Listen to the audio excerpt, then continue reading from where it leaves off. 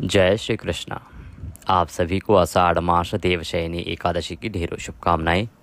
प्रिय भक्तों, आज के इस वीडियो में हम बात करेंगे आषाढ़ मास के शुक्ल पक्ष की एकादशी व्रत किस दिन किया जाएगा, एकादशी किस दिन है, सूर्य के मुख से कब रहेगी। कुछ लोगों का सवाल होता है कि वो एकादशी का दिन कौन सा है जिस दिन चावल नहीं खाने हैं। बताएंगे आपको इसकी विधि क्या है, क्योंकि ये देवशयनी एकादशी है। इस दिन देवता सो जाते हैं और भगवान नारायण 4 माह के लिए योग निद्रा में चले जाते हैं। इसमें 2 कथाएं सुनी जाती हैं जो पुराणों में वर्णित हैं। वो दोनों कथाएं आपको सुननी चाहिए। इस एकादशी की विधि क्या है, नियम क्या हैं, कैसे इस एकादशी का व्रत करना चाहिए, किन नियमों का पालन आवश्यक है, कौन से वो उपाय हैं जो इस देवशयनी एकादशी पर यदि आप करते हैं तो आपको संकटों से मुक्ति मिलती है। पुराणों में इस एकादशी की क्या महिमा और क्या महत्व वर्णित है। इस प्रकार से संपूर्ण शास्त्रीय जानकारी आपको इस एकादशी के बारे में प्रदान की जाएगी। आपसे निवेदन है कि वीडियो यदि थोड़ा सा भी अच्छा लगे, उपयोगी लगे तो एक बार लाइक अवश्य कर दीजिएगा, क्योंकि बड़े परिश्रम के बाद एक वीडियो बनता है। जब आप एक बार लाइक करते हैं तो हमें अपनी मेहनत सफल जान पड़ती है। अपने व्रत की सफलता के लिए, भगवान श्री हरि का आशीर्वाद प्राप्त करने के लिए कमेंट बॉक्स में अवश्य लिखिएगा जय श्री हरि या ओम नमो भगवते वासुदेवाय। आप देख रहे हैं देवभूमि ज्योतिष संस्थान का प्रतिष्ठित यूट्यूब चैनल देवभूमि धार्मिक। हम यहाँ पर सभी व्रत और त्योहारों की सही शास्त्रीय जानकारी प्रदान करते हैं। ज्योतिष शास्त्र और पंचांग के आधार पर आपको बताते हैं कि कौन सी तिथि कब है, मुहूर्त आदि कब है, व्रत आदि कब करना है, पंचांग में क्या वर्णन है और पुराणों में क्या वर्णन है। यदि आप सभी व्रत और त्योहारों की सही शास्त्रीय जानकारी प्राप्त करते रहना चाहते हैं तो कृपया चैनल को अभी सब्सक्राइब कीजिएगा। जब आप सब्सक्राइब करेंगे तो वहाँ पर एक बेल आइकन का निशान आएगा, घंटी का निशान आएगा, उसे अवश्य प्रेस कीजिएगा, तभी आपको हमारे सारे वीडियोस प्राप्त होंगे, अन्यथा आपसे जानकारी छूट जाएगी। आइए प्रिय भक्तों, जानकारी आरंभ करते हैं।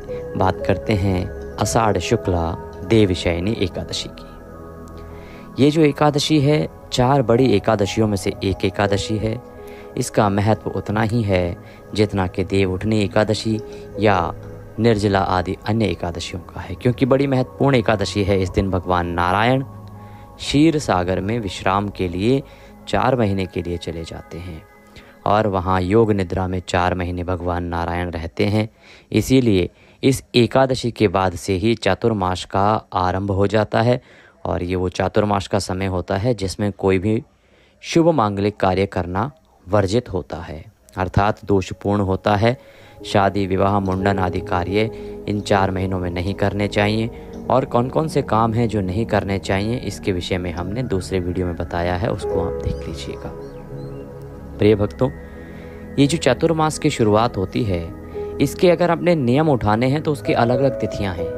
इसको आप देवशयनी एकादशी से उठा सकते हैं, इसके अतिरिक्त जो संक्रांति आएगी उससे उठा सकते हैं, या आप आषाढ़ पूर्णिमा से भी वो नियम उठा सकते हैं। चातुर्मास के नियम उठाने की यही तिथियां हैं। इसके बाद भी एक तिथि आएगी अष्टमी, श्रावण शुक्ला अष्टमी। इस अष्टमी तिथि से भी आप ये जो नियम उठाए जाते हैं चातुर्मास के, इनको आरंभ कर सकते हैं। ऐसा शास्त्रीय विधान कहा गया है। क्या क्या नियम लेने चाहिए अगर आपको नहीं पता है तो आप हमारा वीडियो देख लीजिएगा, उसमें हमने आपको समझाया है, या कमेंट बॉक्स में लिख के पूछ लीजिएगा, हम आपको अवश्य ही अवगत करा देंगे। ये जो देवशयनी एकादशी है, इसके बाद जो चातुर्मास आरंभ होता है ना, इसकी महिमा बहुत अधिक है। इसमें शुभ मांगलिक कार्य तो वर्जित होते हैं, परंतु इसी में दान, पुण्य, जप, तप आदि से जो पुण्य फल है ना, वो लाख करोड़ गुना अधिक कहा गया है। बहुत महत्वपूर्ण होता है ये समय। तो इस समय को आप भगवान की भक्ति में व्यतीत कीजिएगा। इसमें जो एकादशियाँ आएंगी उन पे खूब सारा जप कीजिएगा, तप कीजिएगा, भगवान की भक्ति कीजिएगा। जितना भगवान का स्मरण करेंगे उतना अधिक पुण्य फल इस चातुर्मास में है, क्योंकि भगवान की आवाहन पूजा जो है बंद हो जाती है। बात करते हैं कि एकादशी का व्रत जब हम कर रहे हैं तो हमें किन नियमों का पालन करना है। और ये जो एकादशी है विशेष रूप से, जिसे कुछ लोग देवशयनी एकादशी के नाम से जानते हैं, कुछ लोग हरिशयनी एकादशी के नाम से जानते हैं, इसे पद्मा एकादशी भी कहा जाता है और कुछ लोग पद्या एकादशी भी कहते हैं। नाम अनेक हैं, परंतु ये एक ही एकादशी है जो आषाढ़ मास के शुक्ल पक्ष की एकादशी होती है, जो कि आने वाली एकादशी है। इसकी डेट को लेके कन्फ्यूज़न ये है कि ये एकादशी 5 तारीख को मनाई जाए या 6 तारीख को। एक तो ये है। दूसरा, इसमें जो आप लोगों के मैसेज हमें आ रहे हैं वो ये कि पंडित जी देव कब सुलाएं, 5 तारीख की रात्रि को देव सुलाने हैं या 6 तारीख की रात्रि को देव सुलाने हैं।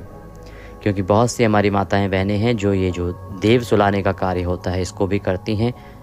वैसे प्राचीन समय में तो परंपरा थी कि सभी सनातनी ऐसे करते थे कि रात्रि के समय देव सुलाए जाते थे, और जब कार्तिक शुक्ला एकादशी आएगी तो उस पर देव उठाए जाते हैं।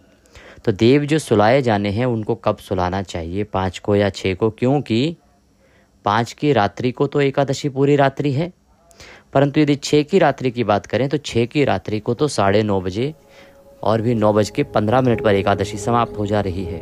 तो हमें देव कब सुलाने चाहिए, इसके विषय में अब हम बात करेंगे इस वीडियो में। बहुत ही महत्वपूर्ण सवाल है जो आपने पूछा है, इसका भी उत्तर हम आपको अवश्य ही प्रदान करेंगे। पहले हमारे लिए जानना आवश्यक है कि इस एकादशी के नियम क्या हैं, पूजन आदि हमें कैसे इसका करना चाहिए। एकादशी का जो आप व्रत कर रहे हैं तो आपके लिए नियम एक दिन पूर्व ही आरंभ हो जाते हैं, अर्थात दशमी तिथि से ही आरंभ हो जाएंगे। दशमी तिथि को आपको कुछ चीज़ों का त्याग कर देना है। इनमें से प्रमुख रूप से है कांसे की वस्तु का त्याग है, उसका प्रयोग नहीं करना है। मसूर की दाल व्रत के एक दिन पहले भी नहीं खानी है। चने का साग नहीं खाना है। हरी पत्तेदार सब्जियां नहीं खानी है। महत्वपूर्ण बात यह कि इसमें एकादशी के अनुष्ठान में शहद का प्रयोग वर्जित है। तो पंचामृत भी यदि आप बनाएंगे ना तो उसमें भी शहद का प्रयोग ना कीजिएगा। शहद का प्रयोग पूर्ण रूप से वर्जित बताया गया है। चाहे आप वो पारण का पूजन करें, पारण दिवस का, चाहे एकादशी व्रत पूजन का पूजन करें, किसी भी दिन आपको शहद जो है पंचामृत में प्रयोग नहीं करना है। उसके स्थान पर क्या प्रयोग करना है ये आपको बताएंगे। तामसिक पदार्थों का प्रयोग एक दिन पहले वर्जित है। जो भाई बंधु माताएं बहनें मदिरापान करते हैं और मांसाहार भी करते हैं, उनको व्रत के एक दिन पहले ही इसका त्याग कर देना चाहिए। अर्थात यदि कल आप व्रत कर रहे हैं तो आज से ही आप इसका त्याग कर देंगे, परित्याग कर देंगे, और उसके बाद ही आप व्रत करेंगे। इसका आप विशेष रूप से ध्यान रखिएगा। इन नियमों को आप आरंभ कर देंगे। साथ ही ब्रह्मचर्य का धारण आप करेंगे 10 तारीख से, और द्वादशी पारण तक आपको ब्रह्मचर्य का पालन करना है। मन से शुद्ध रहना है, तन से शुद्ध रहना है।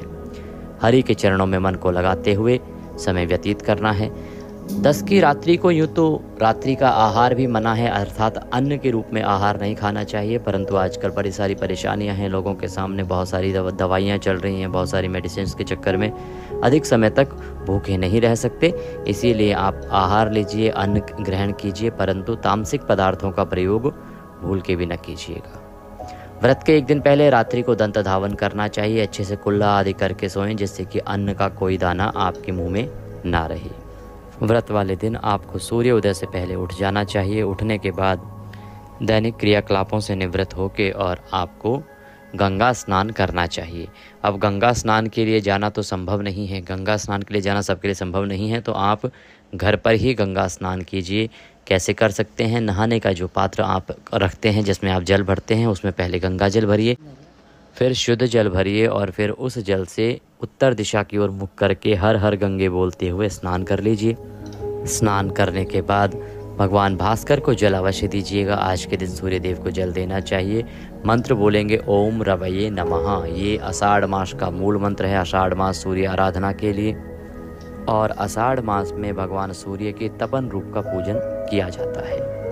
सूर्यदेव को जल देने के बाद आप एकादशी का पूजन आरंभ करेंगे। एकादशी का पूजन करने के लिए आप सामग्री पहले नोट कीजिए कि क्या सामग्री है जो आप एकत्र करेंगे। उसके बाद हम पूजन विधि संकल्प करते हुए आगे बढ़ते हैं नियमों के साथ।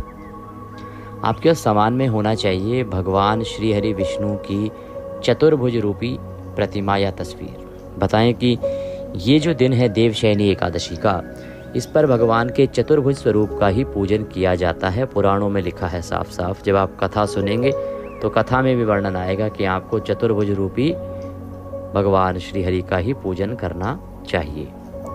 तो जब भी आप पूजन करें देवशयनी का, तो वही तस्वीर या प्रतिमा रखिए जिसमें भगवान की 4 भुजाएं हों। इसके अतिरिक्त उनको स्थापित करने के लिए चौकी लीजिएगा, चौकी पर बिछाने के लिए पीला वस्त्र लीजिएगा। रौली, मौली, पान, सुपारी, लौंग, इलायची, धूप, दीप, नैवेद्य भगवान को अर्पित करने के लिए फूलों की माला, खुले फूल, इत्र, जनेऊ, पंचामृत बनाने के लिए कच्चा दूध, दही, घी, शहद के स्थान पर गंगा जल, शहद के स्थान पर गंगा जल। शहद का प्रयोग एकादशी व्रत पूजन में जो आप पंचामृत बनाते हैं उसमें नहीं करना है। शहद के स्थान पर आप गंगा जल का प्रयोग कीजिएगा। ये सामग्री है, इसको आप एकत्र कर लीजिए। एकत्र करके और आसन लगा के उत्तर दिशा की ओर मुख करके, और अगर उत्तर में स्थान नहीं है तो पूर्व दिशा की ओर मुख करके बैठ जाइए। सबसे पहले सामग्री का शुद्धिकरण करेंगे, स्थान का शुद्धिकरण करेंगे, तदुपरांत हम संकल्प करते हुए आगे बढ़ेंगे। शुद्धिकरण करने के लिए सबसे पहले एक तांबे का लोटा लीजिए। तांबे के लोटे में पहले गंगा जल भरिए, फिर शुद्ध जल भरिए और एक फूल के माध्यम से जल के छींटे दीजिए सभी सामग्री पर और उस स्थान पर जहां आपने पूजन करना है। ओम पवित्र हो अपवित्रांग सर्वांग वस्थांगतो पिवाम यह स्मरेत पुंडरीकाक्षम सभायंतरः शुचिः ओम। इस प्रकार से आपने स्थान का शुद्धिकरण किया है, सामग्री का शुद्धिकरण किया है जल छींटे देके। अब अपने सीधे हाथ पे जल लीजिए चम्मच से और हाथ धो लीजिए। लोटे में जो आपने जल भरा है ना, इसी से पूजन होगा पूर्ण रूप से। तो इस लोटे से चम्मच के माध्यम से अपने सीधे हाथ पे जल लीजिए और हाथ धो लीजिए। हस्तो प्रक्षालनम। हाथ धोने के बाद चौकी बिछाइए, चौकी पर पीला वस्त्र बिछाइए, हाथ में पुष्प लीजिए। भगवान नारायण से, भगवान जनार्दन से प्रार्थना कीजिए कि हे प्रभु, हम आपका आवाहन करते हैं। आज देवशयनी एकादशी पर हम आपका पूजन करना चाहते हैं, तो आपको पूजन के लिए आमंत्रित करते हैं। आप यहाँ आएँ और विराजमान हो, जिससे कि हम आपका पूजन कर सकें।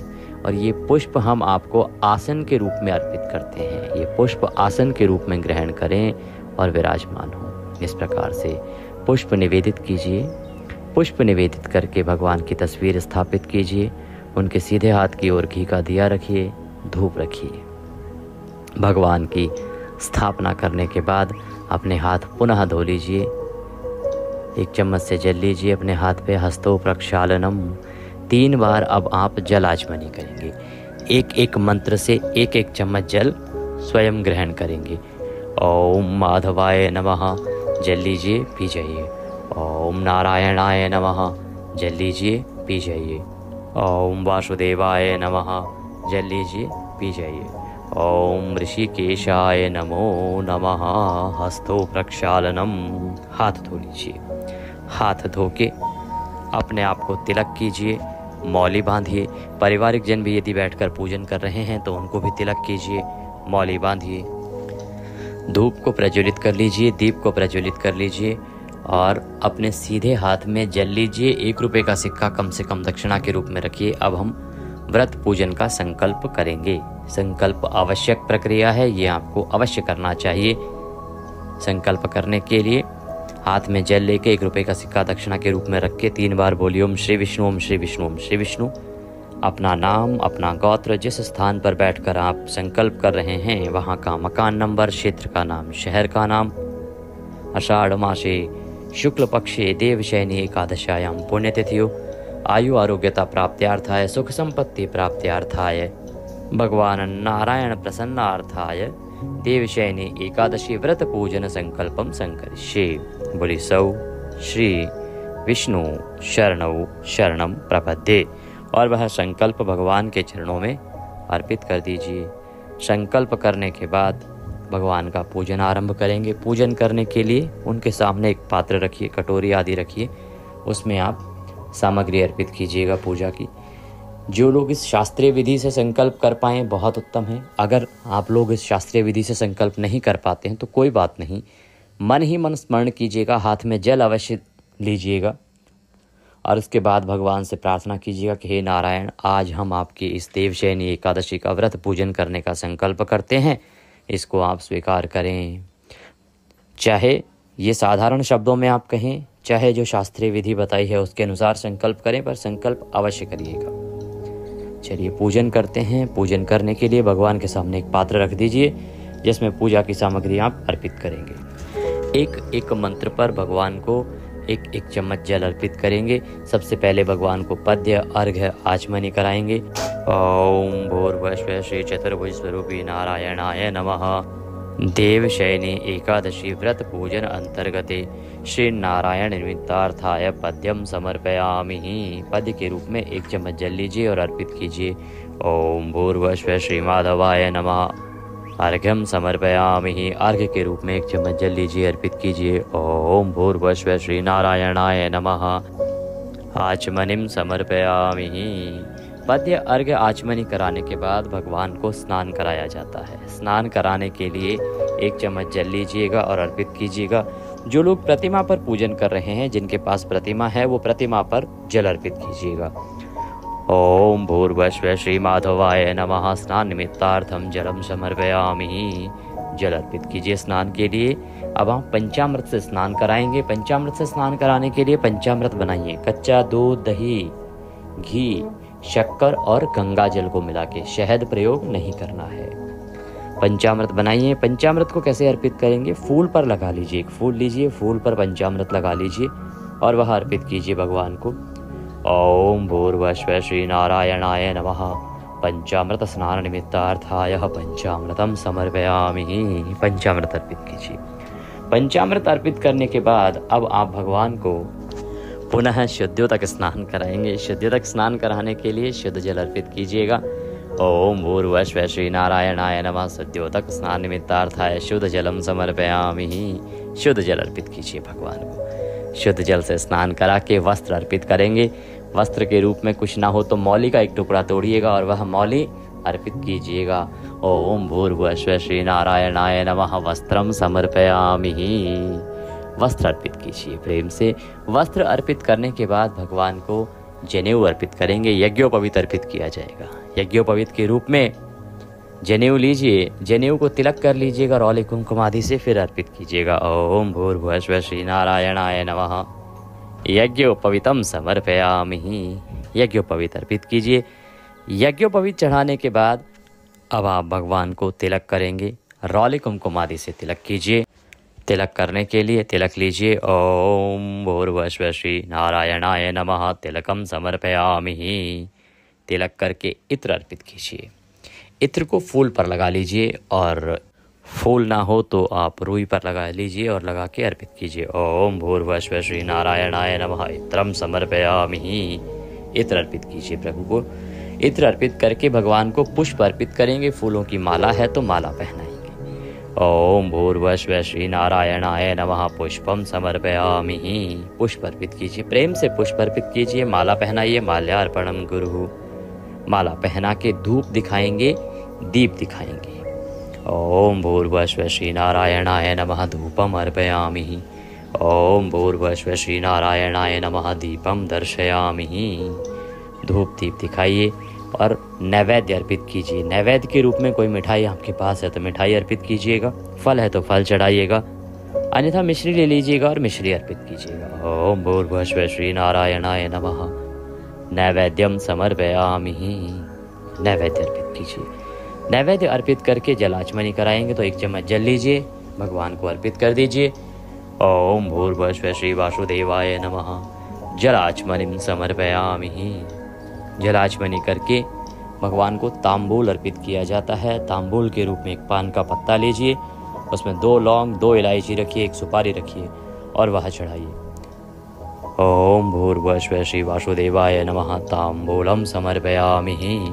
तांबूल अर्पित कीजिए। तांबूल अर्पित करके भगवान को दक्षिणा अर्पित की जाती है। जो भी दक्षिणा आप चढ़ाना चाहते हैं दक्षिणा हाथ में लीजिए और अर्पित कीजिए। ओम भूर्भुवः श्री वासुदेवाय नमः। शुभ दक्षिणायाम समर्पयामि। शुभ दक्षिणा अर्पित कीजिए। दक्षिणा अर्पित करके हाथ जोड़ के नमन कीजिए।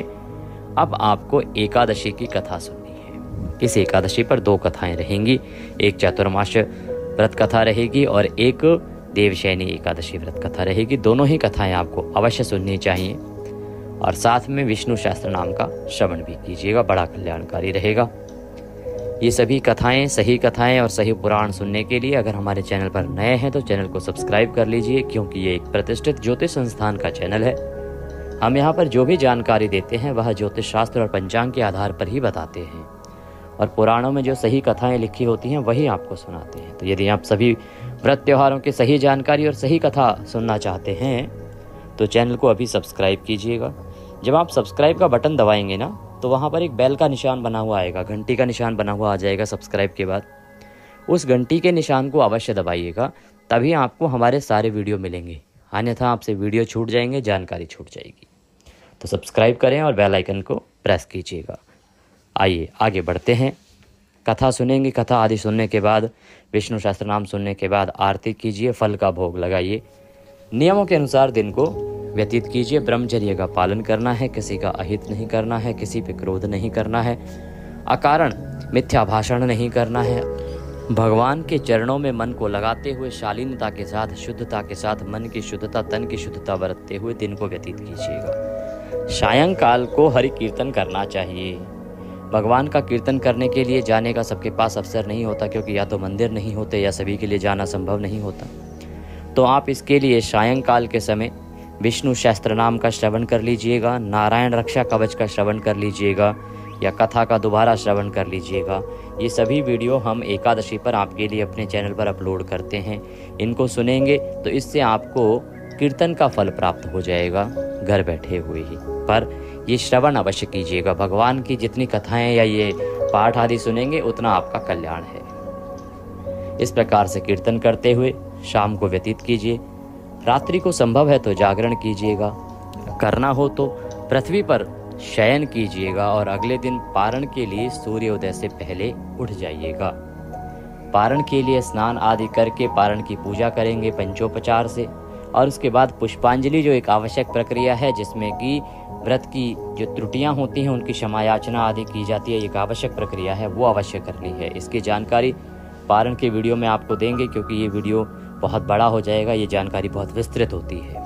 तो पारण का वीडियो अवश्य देखिएगा। बहुत छोटी छोटी बातें होती हैं, क्योंकि भगवान कहते हैं कि अगर आप पारण नहीं करते हैं तो आपको व्रत का केवल 30% फल ही प्राप्त होता है, और गलत प्रकार से करते हैं तो आप दोष के भागीदार होते हैं। इसीलिए पारण का वीडियो ध्यान से देखना चाहिए, और इसीलिए हम पूरा वीडियो आपके लिए बनाते हैं। तो वो पारण की जानकारी के लिए वो विस्तृत वीडियो अवश्य देखिएगा, जिससे कि छोटी छोटी गलतियां करने से आप बच सके। तो पारण कीजिएगा। ये हैं इसके नियम, जिनके अनुसार आपको ये पूजन करना है, और 3 दिन का ये अनुष्ठान होता है जो आप पूर्ण करेंगे। अब बात आती है कि अनुष्ठान करना कब है। प्रिय भक्तों, आषाढ़ मास के शुक्ल पक्ष की जो एकादशी तिथि है वो पंचांग के अनुसार आरंभ हो रही है 5 जुलाई को सायंकाल को 6:58 पर, और 6 जुलाई को रात्रि काल को 9:15 पर यह समाप्त हो जाएगी। ऐसे में उदया तिथि मान के अनुसार एकादशी तिथि तो रहेगी 6 तारीख को। 6 तारीख को ही वो दिन रहेगा जिस दिन आपको चावल आदि नहीं खाने। एकादशी के सभी नियमों का आप पालन करेंगे, क्योंकि सूर्य के मुख से एकादशी है। व्रत की बात करें तो जो इस एकादशी का व्रत है वो द्वादशी युक्ता ही श्रेष्ठ होता है, जिसको हम द्वादशी वेदा भी कह सकते हैं। श्रेष्ठ व्रत, उत्तम व्रत इस एकादशी का किया जाएगा 6 जुलाई को। अब बात आती है देव कब उठाने हैं। देव कब उठाने हैं तो देखिए, जिस दिन एकादशी है अर्थात 6 तारीख को एकादशी है जी, 6 तारीख को एकादशी है, और 6 तारीख को रात्रि को 9:15 बजे तक एकादशी है। सिंधु ज्योतिष शास्त्र कहता है कि यदि 2:30 घटी भी एकादशी रहती है किसी दिन सूर्योदय के बाद तो पूरा दिन मानी जाती है। इसीलिए आपको देव सुलाने का जो कार्यक्रम करना है, जो कार्य करना है वो 6 जुलाई को ही करेंगे। देव 6 जुलाई को ही सुलाएंगे, इसका ध्यान दीजिएगा। बात करेंगे भद्रा की। हाँ, भद्रा है 6 जुलाई को सुबह 8:15 से भद्रा आरंभ हो जाएगी। लगभग पूरे दिन भद्रा रहेगी, परंतु ये वृश्चिक की भद्रा है और स्वर्गलोक में इसका वास होता है। इसीलिए इससे डरने की, घबराने की, परेशान होने की आवश्यकता नहीं है। आप विधि विधान से पूजन कीजिए। सूर्योदय से और 10:15 बजे तक उत्तम समय है। भगवान नारायण की आप पूजा करेंगे, अवश्य ही भगवान की कृपा आपको प्राप्त होगी। वीडियो थोड़ा भी अच्छा लगा हो तो कृपया लाइक अवश्य कर दीजिएगा, कमेंट बॉक्स में लिखिएगा जय श्री हरि। चैनल पर नए हैं तो सब्सक्राइब अवश्य करते जाइएगा। नारायण सब पर कृपा।